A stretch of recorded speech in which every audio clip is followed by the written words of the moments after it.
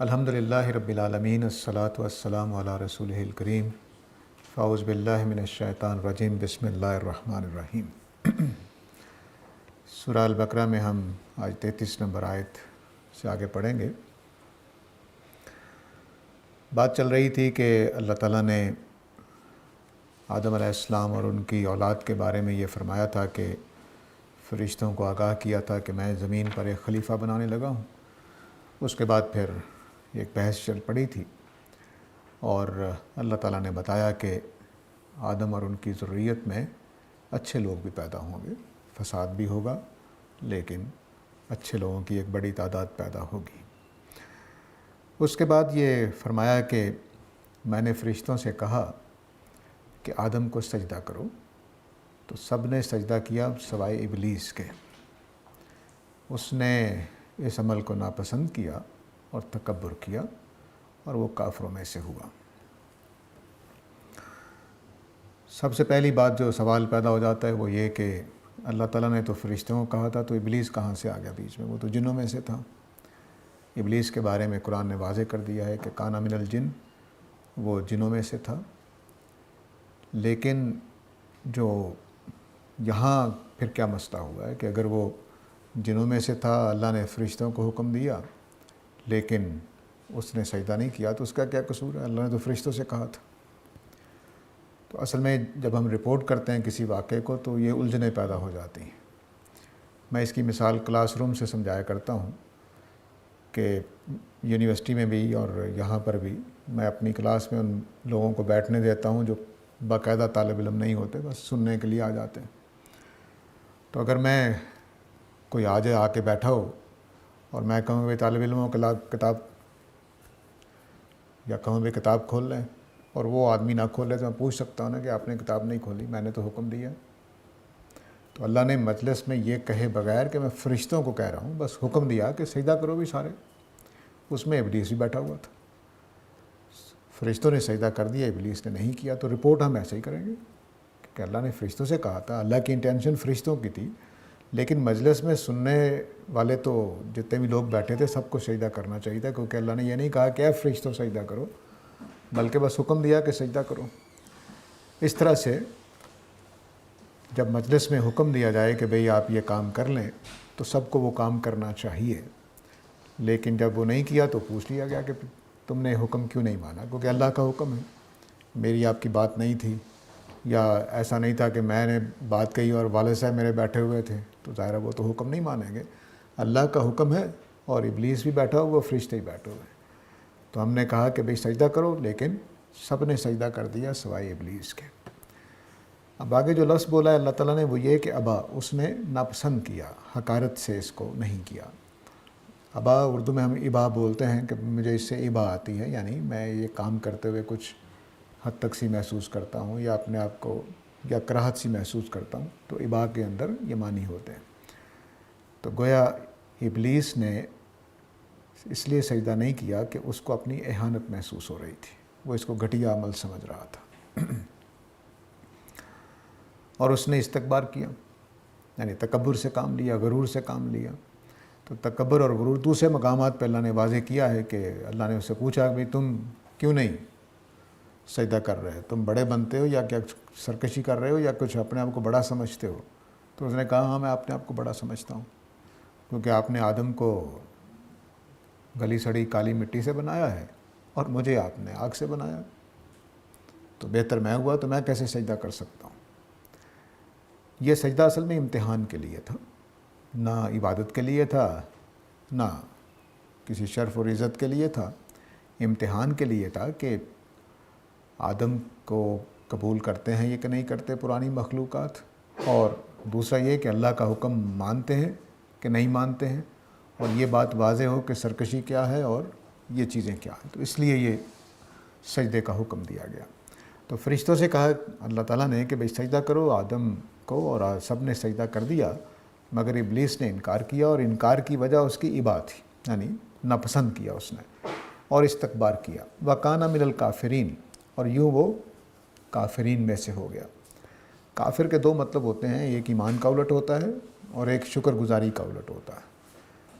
تو یہاں یہ اپنے دونوں معنی کو ایک اور پہلو سے جمع کرتا ہے کہ جب مثال کے طور پر ایک بیٹا اپنے باپ کے ساتھ حسن سلوک نہیں کرتا تو وہ اپنے باپ کا کفر کر رہا ہوتا ہے، عملی طریقے پر نافرمانی کر کے وہ خدا کی ناشکری کر رہا تھا ابلیس۔ تو اس نے جب اللہ کی بات نہیں مانی تو خدا ہونے کا ایک طرح سے انکار کر دیا کہ خدا کا حکم تو نہیں ٹالا جا سکتا، خواہ وہ میری انا کے خلاف ہو، خواہ وہ کسی طرح کا بھی ہو، وہ بالکل ناجائز ہو۔ اب ابراہیم علیہ السلام کو دیکھیں نا کہ قتل کرنا ہے کبیرہ گناہ ہے، تمام انبیاء کے دین میں ایسا ہی رہا ہے، لیکن جب اللہ کی طرف سے خواب دیکھا کہ بھئی اپنے بیٹے کو ذبح کر رہے ہیں تو تیار ہو گئے۔ تو خدا کا حکم خدا کا حکم ہے۔ آئیے سوچنے سمجھنے کی بات ہوتی ہے کہ وہ اللہ کا حکم ہے یا نہیں ہے۔ تو چونکہ انبیاء کو جو خواب آتے ہیں وہ وحی کا ایک ذریعہ ہے، ان کو ہمارے جیسے خواب نہیں آتے، اس لیے وہ ایک وحی کا حکم تھا جو اللہ تعالیٰ نے ابراہیم علیہ السلام کو دیا تھا۔ حکم کے معنی کیا تھے وہ ایک الگ بحث ہے، لیکن انہوں نے دیکھا کہ مجھے اللہ تعالیٰ کہہ رہے ہیں کہ اپنے بیٹے کو ذبح کرنا ہے، تو خدا کا حکم خواہ بظاہر ناجائز لگ رہا ہو کہ قتل کرنا ایک گناہ ہے، لیکن اللہ تعالیٰ حکم دے رہے تھے تو مجبوری ہے کرنا پڑے گا کیونکہ خدا ہے۔ تو خدا کے خدا ہونے کی وجہ سے اس کا ماننا ضروری تھا، اس لیے جب اس نے نہیں مانا تو وہ کافرین میں سمجھا گیا کہ اس نے اپنے نافرمانی سے ثابت کر دیا کہ وہ اللہ کو اللہ ہونے کا انکار کر رہا ہے، یعنی خدا کے خدائی حیثیت کا انکار کر رہا ہے۔ تو یہ ناشکری کا ایک پہلو ہے عملی طور پر جو انسانوں سے ہو جاتا ہے۔ ہم بھی جب ناشکری کرتے ہیں تو ایک طرح کا کفر کر رہے ہوتے ہیں۔ نمک حرامی کرنا یہ کفر کی ایک قسم ہے، ناشکری کی ایک قسم ہے۔ اللہ تعالیٰ کے ساتھ ہمارا ایک تعلق جو سورہ فاتح میں واضح کر چکا ہوں وہ رب ہونے کا ہے، رب ہونے کا، پالنے والے کا ہے۔ تو پالنے والے کی نمک حرامی نہیں ہونی چاہیے۔ تو جو خدا کی نمک حرامی کرتا ہے وہ دراصل ناشکرہ ہے، کفر کرتا ہے خدا کا۔ تو بہرحال یہ واقعہ ہو گیا۔ ابلیس جو ہے وہ جنوں میں سے ہے، میں واضح کر چکا ہوں، اور اسی کو بعض مقامات پہ شیطان کہا گیا ہے، لیکن دنیا میں صرف ابلیس ہی شیطان نہیں ہے۔ قرآن نے سورہ اعراف وغیرہ میں واضح کیا ہے اور کہ یہ اور اس کا پورا ایک قبیلہ ہے، شیاطین کی ایک بڑی لمبی لائن ہے، اور انسانوں میں سے بھی شیاطین ہوتے ہیں اور جنات میں سے بھی شیاطین ہوتے ہیں۔ تو ابلیس اس کا نام ہے۔ شیطان، جیسے ہم شیطان شرارتی لوگوں کے لیے بول لیتے ہیں، برے لوگوں کے لیے، اسی طرح اس کے لیے بولا گیا ہے۔ اس کا اصل نام شیطان نہیں ہے، ابلیس ہے۔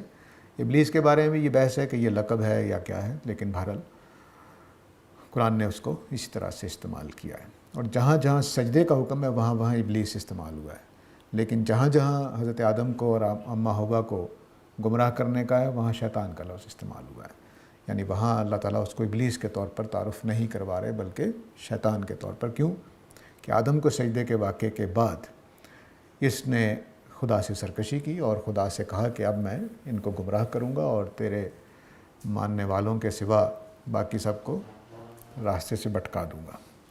یہ جو تصور اس نے دیا، اس کی وجہ سے اس کو شیطان کہا گیا کہ اب وہ ایک غلط راستے پر چل پڑا ہے، غلط چیزوں کی طرف آگے بڑھ رہا ہے۔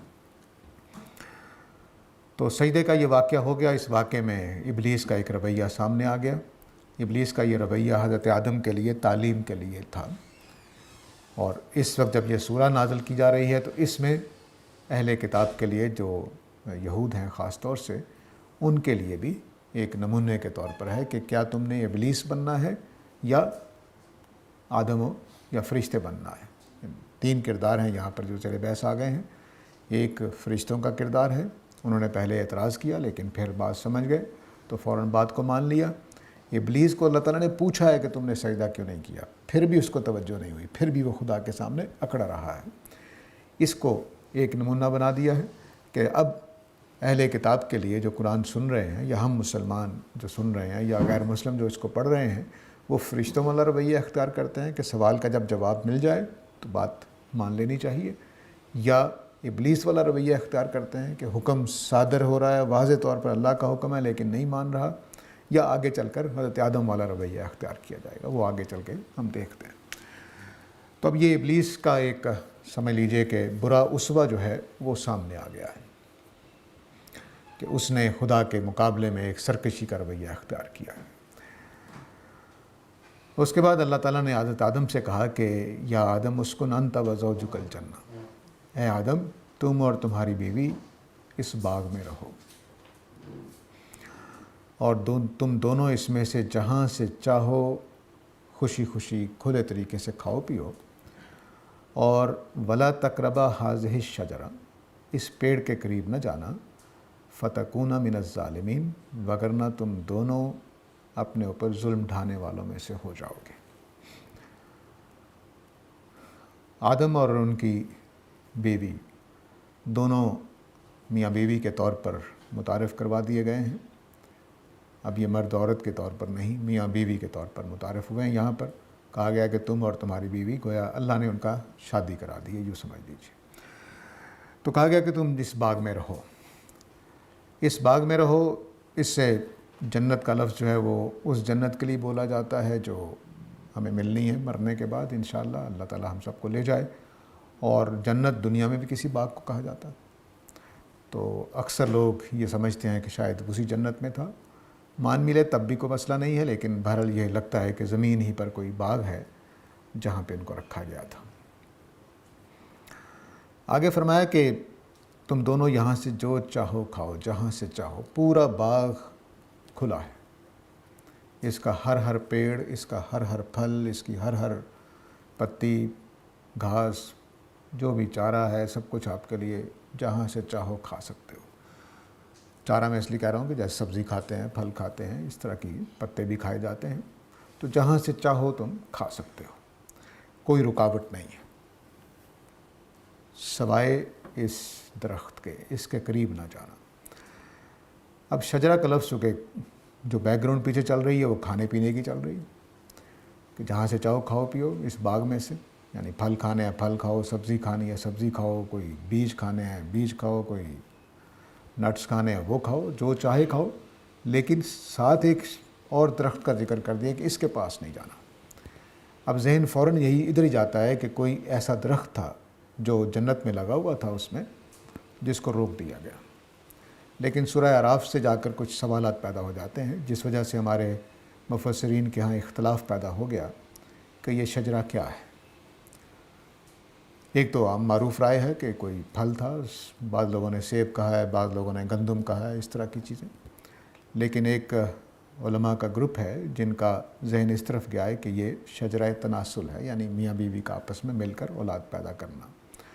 دونوں کا امکان پایا جاتا ہے، میں کوئی حتمی فیصلہ نہیں کر سکتا کیونکہ امور متشابہات میں سے، امور متشابہات میں فیصلہ کرنا حدود سے تجاوز کرنا ہوتا ہے۔ یہ علم کے حدود ہیں جہاں سے ہمیں آگے نہیں بڑھنا چاہیے جب تک کہ ہمارے پاس کوئی ثبوت نہ آ جائے۔ میں اپنی طبیعت میں یعنی علمی میدان میں ریشنلسٹ اور امپیریسسٹ ایک ہی ساتھ ہوں، کہ جن چیزوں میں میرے پاس ایویڈنسز نہیں ہوتے وہاں خاموش رہتا ہوں، خالی عقل کے گھوڑے نہیں دوڑاتا، لیکن جہاں پر میرے پاس ایویڈنسز ہوتے ہیں وہاں عقل کے گھوڑے دوڑا لیتا ہوں، ٹھیک ہے؟ تو اس طرح سے دونوں اپروچز کو اکٹھا کرتا ہوں۔ امپیریسسٹ کا مطلب ہے کچھ نشان دیکھ کر، کچھ مادی چیزوں کو دیکھ کر، اور ریشنلسٹ کا مطلب ہے کہ بغیر کسی ثبوت کے، بغیر کسی ایویڈنس کے، صرف عقل کی بنیاد پہ بات کرنا۔ اس کو میں ایک لطیفے سے دونوں کا فرق سمجھایا کرتا ہوں کہ دو فلسفی کھڑے ہوئے گھوڑے کے بارے میں بات کر رہے تھے کہ گھوڑے کے منہ میں کتنے دانت ہوتے ہیں۔ ایک فلسفی نے کہا جی مثلا 20 ہوتے ہیں، دوسرے نے کہا 25 ہوتے ہیں، بحث ہو رہی ہے۔ ایک چھوٹا سا بچہ کھڑا تھا، اس نے کہا وہ گھوڑا سامنے کھڑا، جا کر گن لو۔ تو بچہ امپیریسسٹ تھا اور فلسفی دونوں ریشنلسٹ تھے، وہ اندازے لگا رہے تھے کہ اتنے بڑے جبڑے میں اتنے سائز کا دانت ہو تو کتنے ہو جائیں گے، ٹھیک ہے؟ تو یہ جو ریشنلسٹ اپروچ ہے یہ اکثر جگہوں پہ غلطی کھا جاتی ہے۔ ہمارے تصوف اور فلسفے کی جو پرانا فلسفہ تھا، ایک تو سائنس نے پیدا کیا ہے، اس کی غلطی ٹھوکر لگنے کی وجہ یہی ہوتی تھی کہ وہ صرف عقل پہ کھڑے ہوتے تھے۔ جو آپ کے ذہن میں آپ نے سوچ لیا، جو آپ نے فریم آف مائنڈ بنا لیا، جو پیراڈائم خود تشکیل کر لیے، کچھ عقل کی بنیاد پر، کچھ تجربات کی بنیاد پر، بس اس کی وجہ سے لمبی لمبی باتیں کرتے رہتے تھے۔ اور تصوف میں بھی ایسا ہی ہے کہ تخیلات کی ایک دنیا ہے جس کی بنیاد پہ آپ ایک پورا مذہب بنا لیتے ہیں۔ تو تخیل، تعقل، یہ دونوں ٹھوکر کھانے والی چیزیں ہیں اگر ان کو باہر سے کوئی ثبوت نہ ملے۔ تو سائنسدان کیا کرتے ہیں کہ وہ مادی دنیا کے تجربات اور ٹیسٹ اور اس طرح کی چیزوں سے سیکھتے ہیں، اور ہم مذہبی لوگ اللہ اور اللہ کے رسول کی بات سے وہی استدلال قائم کرتے ہیں۔ فرق کوئی نہیں ہے، ہم بھی عقل نہیں دوڑاتے، صرف عقل، کہ صرف عقل کی بنیاد پہ بیٹھے بیٹھے فیصلہ کر لیں کہ یہ چیز حرام ہے، یہ حلال ہے۔ نہیں، ہم سائنسدان ہی کی طرح کتاب اللہ کے پاس جاتے ہیں یا سنت رسول کے پاس جاتے ہیں۔ تو اس لیے ہم امپیریسسٹ ہیں، مذہبی سارے لوگوں کو امپیریسسٹ ہونا چاہیے کہ ان کا ثبوت قرآن و سنت ہوتے ہیں، وہ مادی دنیا میں نہیں ہوتے لیکن یہاں ہوتے ہیں۔ صرف عقل کی بنیاد پہ ہم بات نہیں کرتے، البتہ ان نصوص کو، ان آیات کو اور احادیث کو یا سنت کے ذخیرے کو عقل ہی سے سمجھا جاتا ہے، تو اس لیے عقل کا بھی انکار نہیں کیا جا سکتا۔ مثلا میں آپ سے کہوں پانی پی لیں، تو اس کے لیے ضروری ہے کہ آپ عقل مند ہو، بات سن سکتے ہوں، بات کے معنی لے سکتے ہوں، پانی پی سکتے ہوں، ورنہ اس چھوٹا سا جملہ بھی نہیں سمجھیں گے تو کچھ نہیں۔ میں بلی یا کتے کو کہتا رہوں پانی پیو، وہ کچھ نہیں کرے گا، سمجھے گا بھی نہیں۔ تو سمجھنا، اس کے لیے جو عقل ہے وہ بھی ہمیں چاہیے ہوتی ہے۔ تو دنیا کا کوئی علم عقل کے بغیر سمجھا نہیں جا سکتا، ایسا ہی قرآن و سنت کا معاملہ ہے۔ تو بہرحال حضرت آدم کو جب یہ حکم ہوا کہ، تو میں نے اب شجرہ کو متعین نہیں کر رہا کیونکہ میرے پاس اس کا واضح ثبوت نہیں ہے، اشارات دونوں طرف نکل سکتے ہیں۔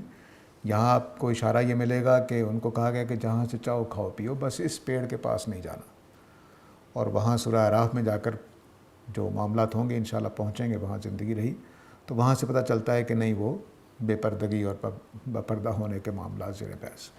تو دونوں کے بس اشارات ہیں، حتمی طور پر کہنا کچھ مشکل نہیں ہے۔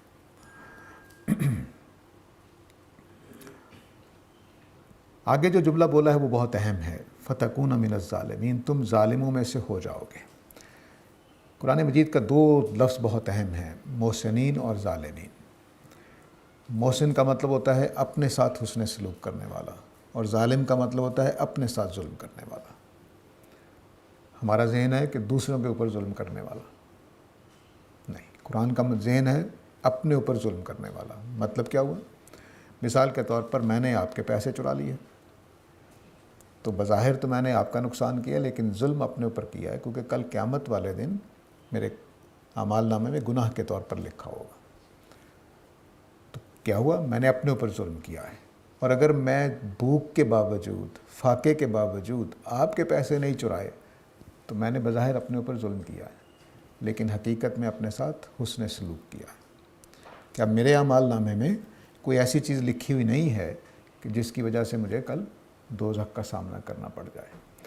تو ظالمین کا مطلب قرآن مجید کی اصطلاح میں ہے ظالمی انفسہم، قرآن نے بولا بھی ہے کہ اپنے اوپر ظلم ڈھانے والے۔ تو جب بھی ہم کوئی برائی کرتے ہیں تو کسی اور کا نقصان نہیں کرتے، اپنا نقصان کرتے، اپنے پاؤں پہ کلہاڑی مارتے ہیں۔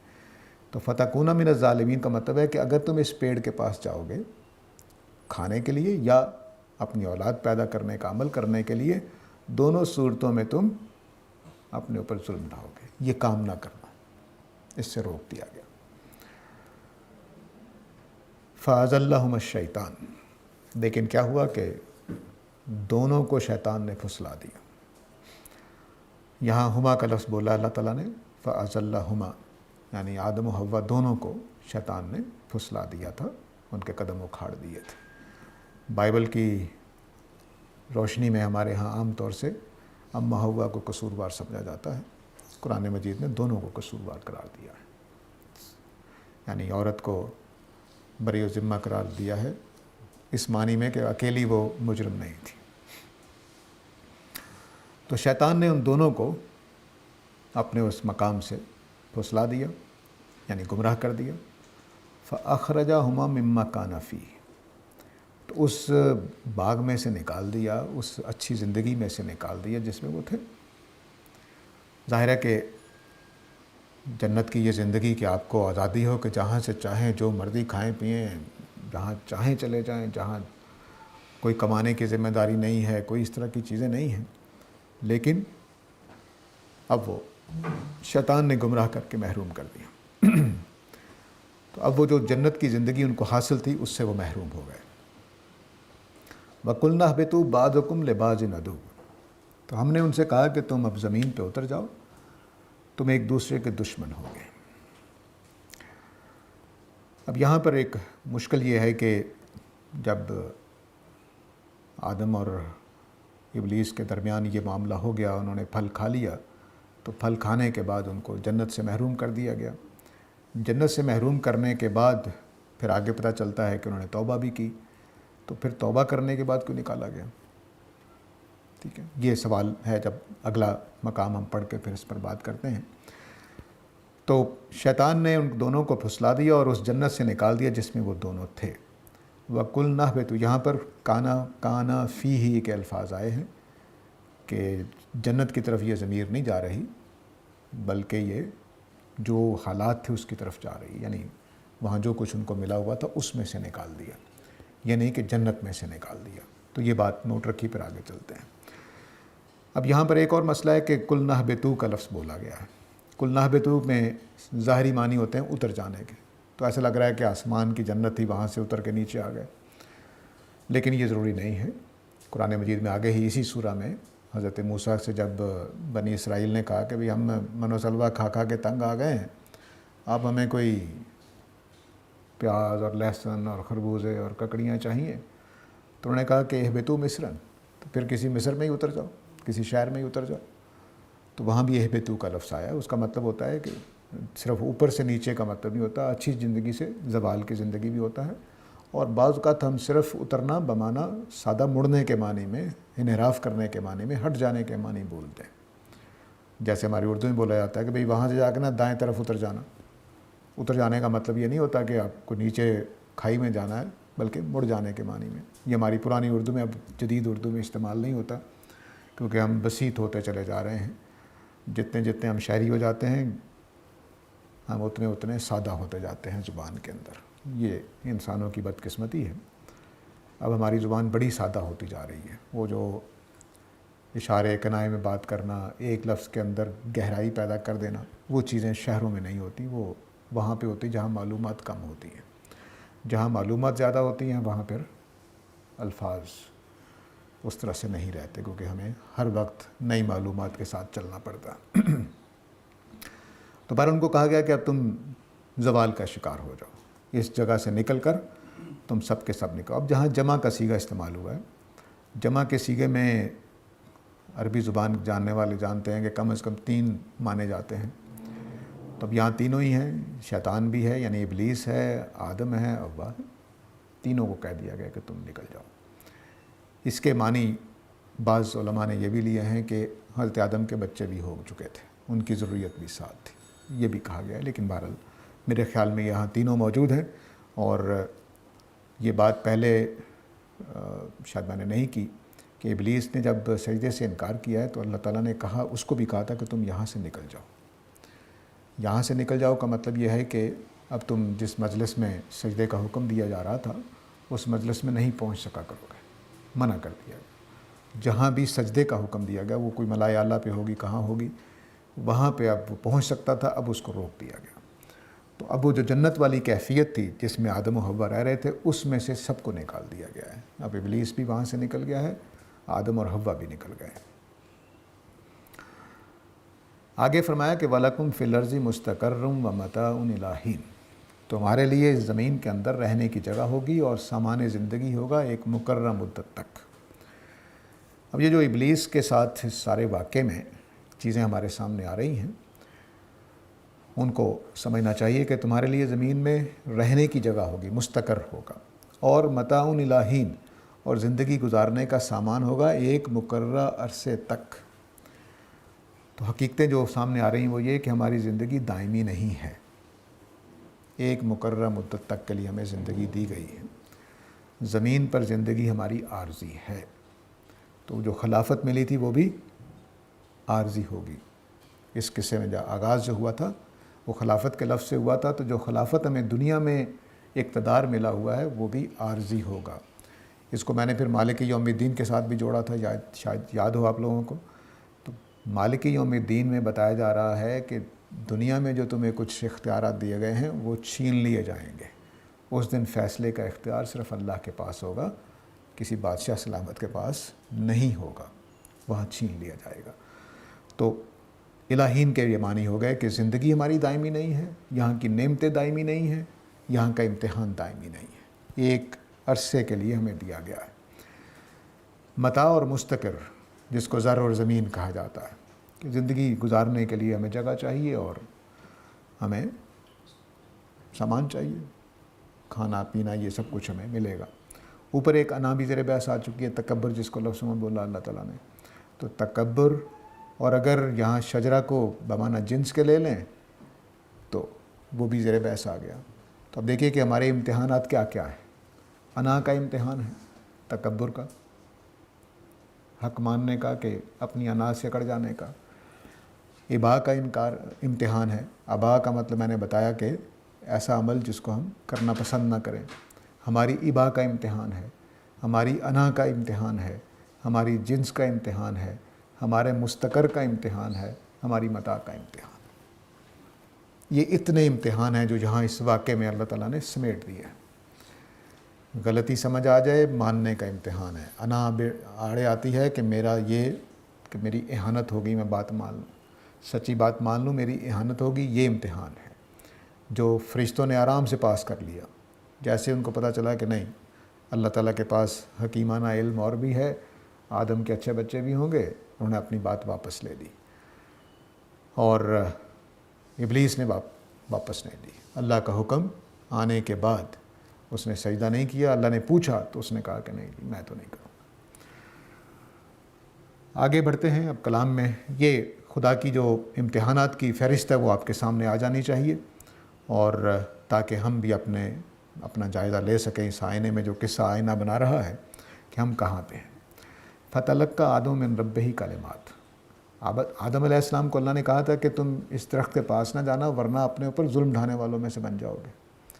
اب انسان جیسے ہی غلطی کر لی تو اس کے ضمیر نے اس کو کہا کہ کام خراب ہو گیا۔ تو حضرت آدم نے اللہ تعالیٰ سے کہا کہ مجھے توبہ کرنی ہے، تو توبہ کا طریقہ سکھائیے۔ تو آدم نے اپنے رب سے کچھ کلمات سیکھے، فتاب علیہ، تو اللہ تعالیٰ نے اس کی توبہ قبول کر لی، اس پر مہربانی کی۔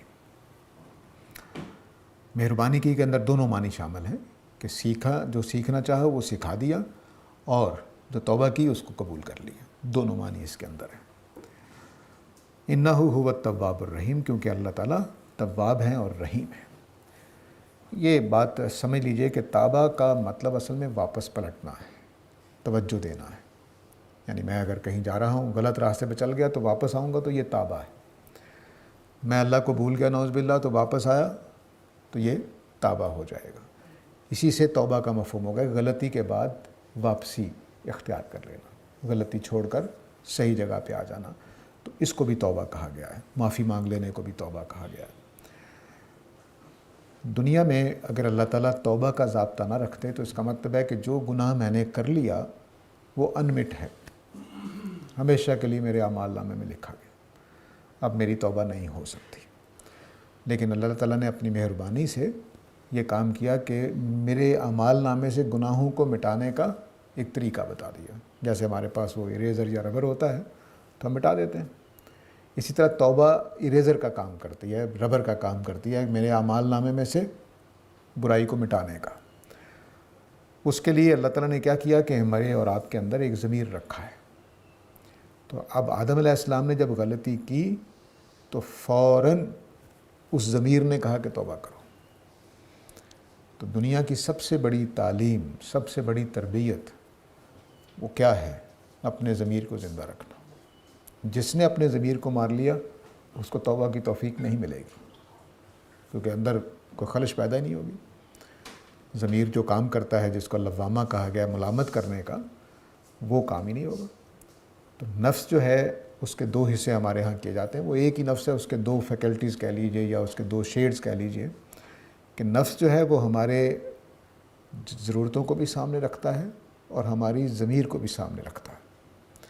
تو ضرورتوں میں مثلاً مجھے بھوک لگی ہے تو میں نے کھانا کھانا ہے، تو فرض کر لیجئے کہ میرے پاس پیسے نہیں ہیں، گھر میں کچھ چیز بھی نہیں ہے، تو اب میں کیا سوچ سکتا ہوں؟ میرا نفس مجھے سجائے گا کہ بھئی کہیں سے حاصل کرو، کماؤ یا نہیں، کوئی نہ کوئی راستہ تو نکالو۔ تو اب دونوں راستے ہو سکتے ہیں کہ میں کمانے نکل جاؤں، فرض کر لیجئے کہ مزدوری نہیں ملی، اب نفس کیا سجائے گا؟ میری ضرورت، میری بھوک مجھے سجائے گی کہ کسی کا چھین لو یا کسی سے مانگ لو، ٹھیک ہے۔ اب نفس میرا سجھاتا ہے کہ تم نے بھوک کیسے دور کرنی ہے. کمانے کا راستہ بھی سجھا سکتا ہے, کسی سے مانگنے کا بھی, کسی سے چوری کرنے کا بھی, چھیننے کا بھی. یہ دونوں راستے نفس سجھائے گا, لیکن ساتھ ہی ضمیر بھی کھڑا ہے, وہ کہے گا نہیں نہیں یہ کام کرنے کا نہیں ہے. ہاں, کمانے کا راستہ اختیار کر سکتے ہو, مانگنے کا راستہ اختیار کر سکتے ہو, چھیننے کا تو بالکل نہیں کرو گے. مانگنے میں انا آ جائے گی تو وہ کہے گی تم انا کے مطابق تمہیں مانگنا نہیں چاہیے کسی سے. تو یہ جو ساری چیزیں یہاں زیر بحث ہیں وہ کئی کام کرتی ہیں, یعنی میرے نفس کے اوپر کبھی میری انا, کبھی میرا ضمیر رکاوٹیں ڈال رہا ہوتا ہے کہ نہیں مانگنے کا کام تم نہیں کرو گے. یعنی اگر اپنے بارے میں تصور کریں کہ میں سڑک پر ہاتھ پھیلائے کھڑا ہوں, تو سب سے پہلی چیز جو رکاوٹ بنتی ہے وہ نیکی نہیں بنتی, خدا پر بھروسہ نہیں بنتا, بلکہ میری انا بنتی ہے کہ میں مانگنے والوں کے طور پر کھڑا ہو جاؤں. تو یہ اندر میرے سارے کاموں کو میری ساری فیکلٹیز واش کر رہی ہوتی ہیں, کنٹرول کر رہی ہوتی ہیں, چیک اور بیلنس کر رہی ہوتی ہیں. تو کہیں انا, کہیں دین, کہیں میرا ضمیر, کہیں کوئی شعور, کہیں کوئی علم, وہ سارے گائیڈ کر رہے ہوتے ہیں کہ مجھے کیا کرنا ہے. چنانچہ پرانے حکیم کے پاس چلے جائیں جی کہ مجھے یہاں ایک پھنسی نکلی ہوئی ہے, وہ کہیں گے ہو تمہیں خشکی طری کا مسئلہ ہو گیا ہے, یہ چیزیں کھاؤ ٹھیک ہو جاؤ گے. ڈاکٹر کے پاس چلے جاؤ, وہ کہے گا جی تمہیں انفیکشن ہو گیا, اپنے انفیکشن کا علاج کراؤ. وجہ کیا ہوئی کہ اس کے علم کی فیکلٹی نے اس کو وہ گائیڈ کیا, اس نے وہ گائیڈ کیا. ایسا ہی میرا ضمیر, ایسا ہی میرا جو شعور ہے وہ میرے کام کرتے رہتے ہیں. تو آدم علیہ السلام نے جیسے ہی معاملہ ہوا تو ان کی فطرت نے, ان کے ضمیر نے ان کو کہا کہ تم توبہ کرو گے. تو اپنے ضمیر کو زندہ رکھنا ہر معاملے میں. ضمیر کے بارے میں یاد رکھیے, ضمیر کے شعبے ہیں.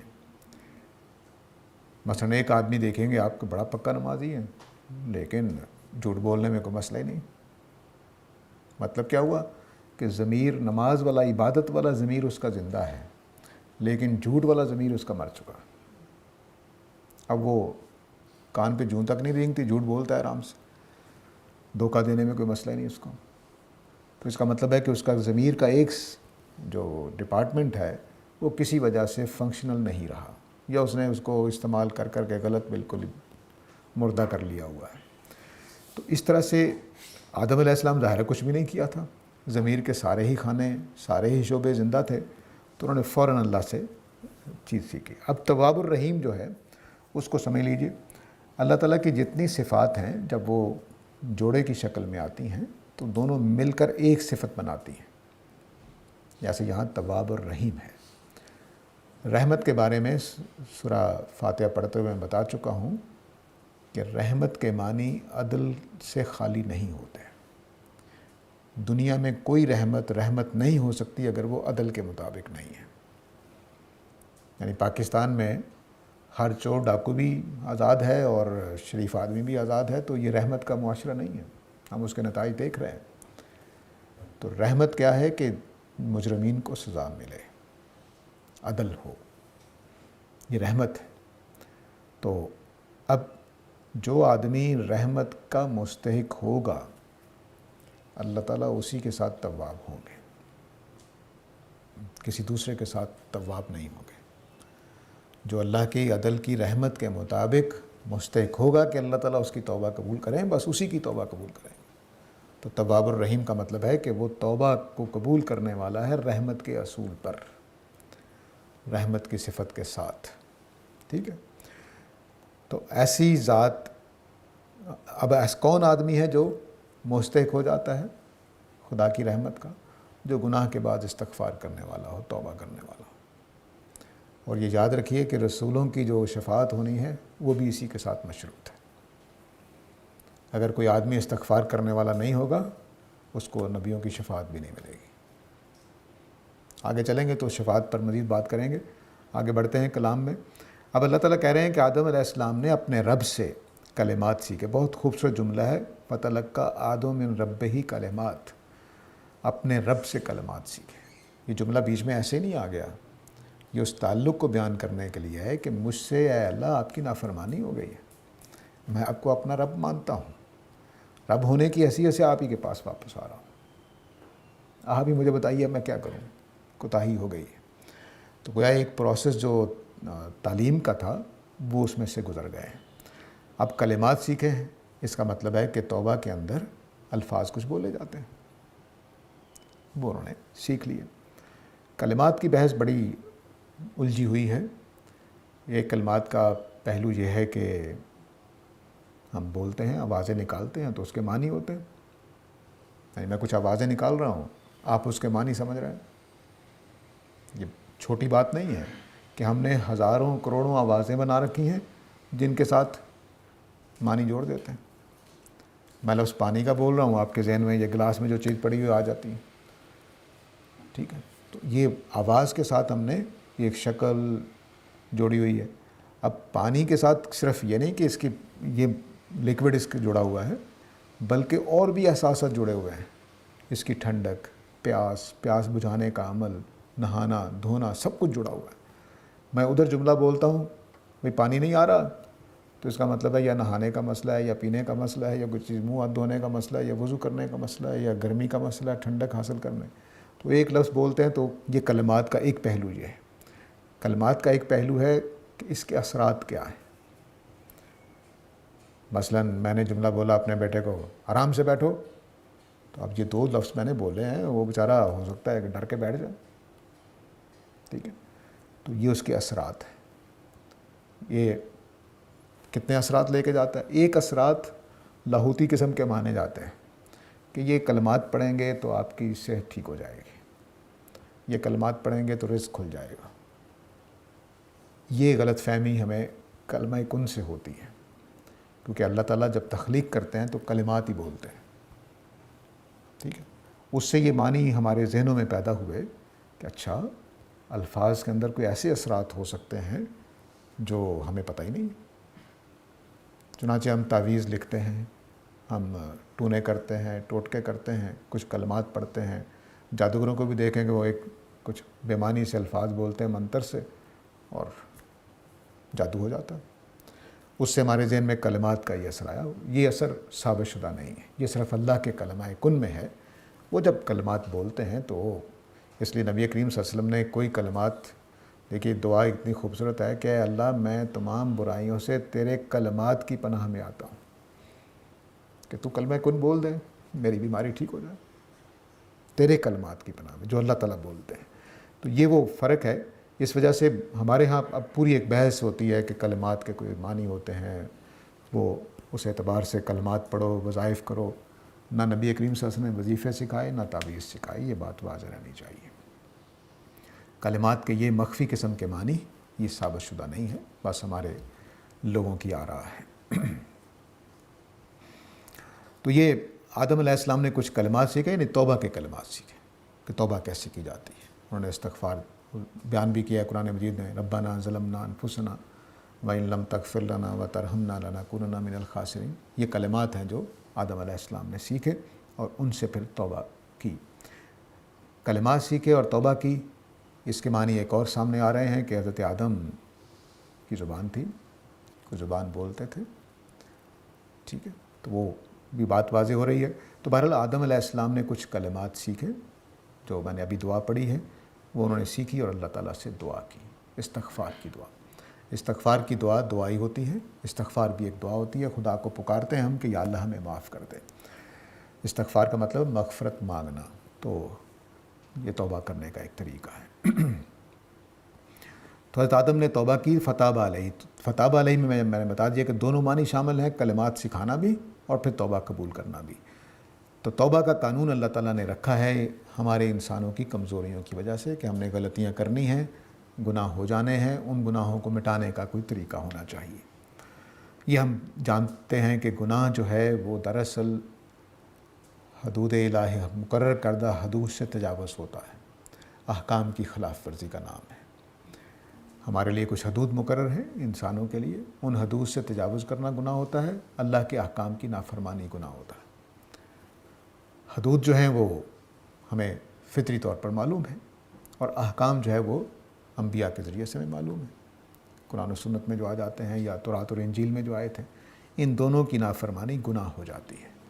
اپنے حدود سے تجاوز، جو بھی میرے حدود ہیں ان سے تجاوز، وہ حلال اور حرام جو بھی ہمارے فطرت میں رکھ دیا ہے اللہ تعالیٰ نے، ہمیں پتہ ہوتا ہے کہ میں جب کسی کے پیسے چرا رہا ہوتا ہوں تو اس کا کیا مطلب ہے، میں جب کسی کی توہین کر رہا ہوتا تو اس کا کیا مطلب ہے، یہ سب کچھ ہمیں پتہ ہوتا ہے۔ تب توبہ کے بعد خیال ہو سکتا تھا کہ آدم علیہ السلام کا گناہ معاف ہو گیا ہے، تو جو جنت سے نکلنے کا حکم ہوا تھا وہ تبدیل ہو جائے گا۔ فطری سی بات ہے کہ اگر آپ نے درخت کھانے کی وجہ سے جنت سے نکالا ہے تو توبہ کرنے کے بعد واپس آ جانا چاہیے۔ تو فرمایا کہ نہیں، توبہ کے بعد بھی فرمایا کہ قُلْنَا اهْبِطُوا مِنْهَا جَمِيعًا، تم سب کے سب اس میں سے نکل جاؤ، اب یہاں رہنے کا عمل نہیں ہوگا۔ تو اس کا مطلب یہ ہے کہ جنت سے نکالنے کا معاملہ توبہ یا گناہ کے ساتھ مشروط نہیں تھا، بلکہ وہ اسکیم کا حصہ تھا کہ حضرت آدم کو یہاں رکھا جائے گا، شیطان ان کو بہلائے پھسلائے گا، ان سے یہ کوتاہی ہوگی، اس کے بعد وہ جنت سے نکال دیے جائیں گے۔ توبہ کا طریقہ بھی سیکھ لیں گے، تو یہ ایک خدا کی طرف واپس آنے کا، گناہ کرنے کے بعد، گناہ ہو جانے کے بعد پورا ایک طریقہ سمجھ میں آ گیا۔ تو اب دیکھیے کہ ایک اور نمونہ ہمارے سامنے آیا کہ آدم علیہ السلام سے کوتاہی ہوئی، انہوں نے فوراً توبہ کی۔ اب 3 لوگ ہیں، 3 کردار ہیں جو یہاں سامنے آ گئے۔ ایک علمی غلطی فرشتوں سے ہوئی، انہوں نے فوراً جیسے ہی حق بات سامنے آئی مان لی۔ ابلیس سے دونوں غلطیاں ہوئیں، علمی غلطی بھی ہوئی اور تکبر بھی ہوا، اس نے بات نہیں مانی، خدا کے پوچھنے کے باوجود اس نے واپسی کا راستہ اختیار نہیں کیا۔ آدم علیہ السلام سے غلطی ہوئی تو بغیر خدا کے پوچھے توبہ کی، توبہ سیکھنے کا عمل پوچھا کہ میں اب معافی کیسے مانگوں۔ یہ 3 رویے ہیں جس میں ہمیں اپنے لیے اختیار کرنا ہے کہ ہم کون سا رویہ اختیار کریں، ابلیس والا، فرشتوں والا کہ آدم علیہ السلام والا۔ ٹھیک ہے، تو اس سورہ البقرہ کی یہ تمہید کا دوسرا حصہ ہے۔ اس میں بتایا جا رہا ہے کہ قرآن مجید میں جانے کے لیے کون سا راستہ اختیار کرو گے، ہدی للمتقین کو کون سا راستہ اختیار کرنا ہے۔ متقی کون آدمی ہوگا؟ جو یا فرشتوں کی طرح اپنی علمی غلطیاں درست کرتا چلا جائے کہ اللہ بہتر جانتا ہے، اسے بتا رہا ہے تو مجھے مان لینا چاہیے، یا آدم علیہ السلام والا طریقہ اختیار کرنا ہے کہ غلطی ہو جائے تو واپس آنا ہے، غلطی ہو جائے تو واپس آنا ہے۔ یہ 2 راستے اگر اختیار نہیں کریں گے تو قرآن سے فائدہ نہیں اٹھائیں گے، اٹھا نہیں سکیں گے۔ یہاں آپ لوگوں کے ذہن میں ہو سکتا ہے یہ سوال پیدا ہو رہا ہو، نہیں پیدا ہو رہا تو خوش قسمتی ہے کہ یہ کیا بات ہوئی جی کہ اللہ تعالیٰ کی بات مان لیں سمجھے بغیر۔ دیکھیے اپروچز 2 طرح کی ہیں۔ ایک اپروچ یہ ہے کہ ہم چیزوں کو جب تک عقل میں آئے تب تک نہیں مانیں گے، ایک رویہ یہ ہے۔ تو اس رویے میں سب سے بڑی رکاوٹ خود انسان ہے کہ انسانوں کے پاس پورا علم ہو ہی نہیں سکتا۔ یعنی ایک ہے کہ پورا علم ہو نہیں سکتا، اس کے معنی یہ ہے کہ ابھی ہم نے پوری کائنات جانی نہیں۔ ایک یہ کہ جو کچھ ہم نے جان لیا ہوا ہے وہ بھی ایک انسان ایک وقت میں نہیں جان سکتا۔ مثلا ہمارے پاس اس وقت سائنسز ہیں، پیور سائنسز ہیں، سوشل سائنسز ہیں، مذہبی علوم ہیں، نفسیات، پتہ نہیں کتنے ڈسپلنز ہیں۔ کیا کوئی آدمی ایسا دنیا میں ہو سکتا ہے کہ وہ یہ سارے علوم سے پوری طرح واقف ہو؟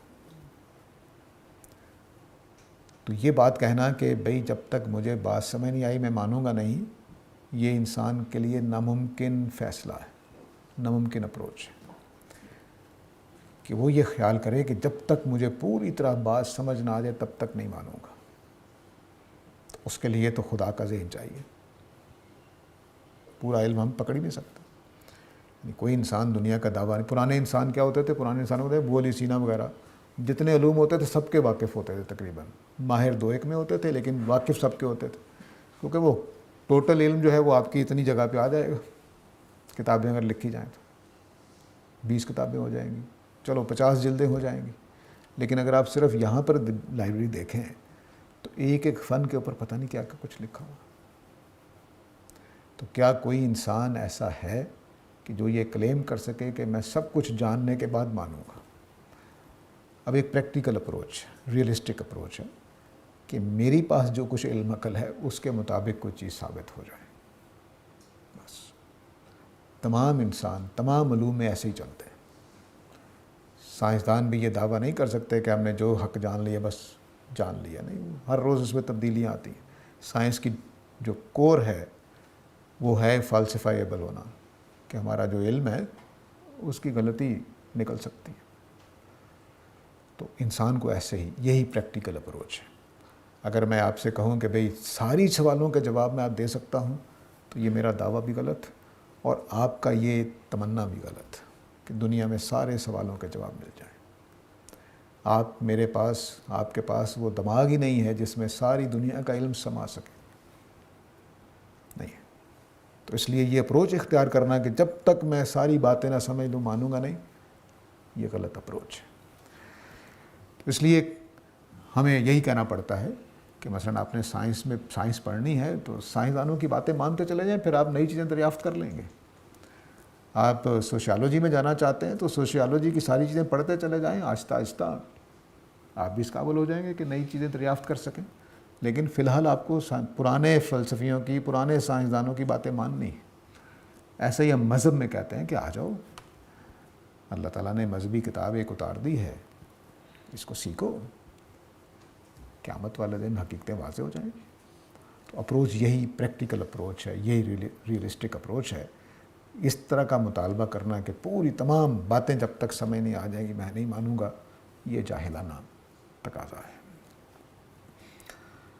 علم کے حدود سے تجاوز نہیں کرنا چاہیے، اپنے حدود سے تجاوز نہیں کرنا چاہیے، اس کے دائرے میں رہ کر عقل مندانہ طریقے سے کام کرنا چاہیے، نہ کہ ایک جذباتی تقریر کر دیں کہ بھئی میں جب تک ساری باتیں سمجھ نہیں آئیں گی میں نہیں مانوں گا۔ اور اعتراض کرنا، یہ آپ یقین کیجئے کہ ہر چیز پر ہو سکتا ہے، ہر چیز پر ہو سکتا ہے۔ انسان کو اللہ تعالیٰ نے اتنی صلاحیت دی ہے کہ بہترین سے بہترین بات پر بھی اعتراض کر سکتے ہیں۔ ایک ہمارے بچپن میں واقعہ سنایا جاتا تھا کہ ایک مصور نے تصویر بنائی اور اس کی فوٹو کاپی کروا کے چوراہے میں لگا دی اپنے محلے کے، کہ جہاں کوئی غلطی محسوس کرے نشان لگا دیں۔ وہ شام کو دیکھا ساری تصویر ہی کالی ہوئی تھی۔ اس کے استاد نے کہا کہ تم نے بڑی حماقت کی ہے۔ اس نے کہا کہ تصویر لگاؤ اور نیچے لکھو کہ جہاں غلطی محسوس ہو اس کو درست کر دیں۔ ایک بھی ہاتھ نہیں لگا تھا شام کو۔ تو غلطی تو کسی چیز کی بھی آپ نکالنا چاہیں نکال سکتے ہیں۔ اصل کام یہ ہے کہ حقائق کو سمجھنا۔ حقائق کو سمجھنا بہت ضروری ہے۔ تو اس کے لیے صحیح پریکٹیکل ریئلسٹک اپروچ اختیار کی جائے گی، نہ کہ ایک ایسا بہانہ بنا لیا جائے گا جس کا کوئی جواب دنیا میں موجود نہیں ہے۔ تو یہاں روک لیتے ہیں جی، اب ٹائم بھی ہو گیا ہے، تو آیت نمبر 37 تک ہم نے پڑھ لیا ہے۔